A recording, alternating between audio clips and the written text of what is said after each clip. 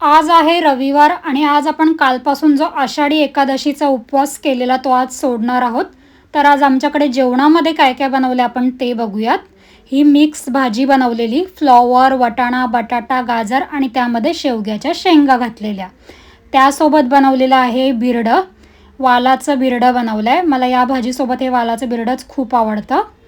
आणि या सगळ्यासोबत आपण इथे बनवलेलं आहे भात आणि भाकरी पण बनवल्या आहेत. आणि या अळूवड्या फ्राय केलेल्या आहेत, मस्त कुरकुरीत अशी अळूवडी फ्राय केली आहे. त्यावर ओलं खोबरं, कोथिंबीर वगैरे घातली आहे.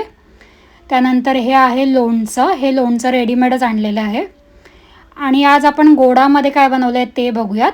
तर ही मम्मीने तांदळाची खीर बनवली आहे आणि आमच्या पप्पांना ही खीर अशी घट्टच आवडते, त्यामुळे ती पप्पांसाठी मम्मीने तशीच बनवली आहे. आणि या कुरडया फ्राय केल्यात, मी तर यांना कुरडयाच बोलते. आणि या पप्पांसाठी मिरच्या फ्राय केल्यात सुकवलेल्या. तर असा आहे आजचा आमचा स्पेशल लंच मेनू आणि आजचं सर्व जेवण मम्मीनेच बनवलं आहे.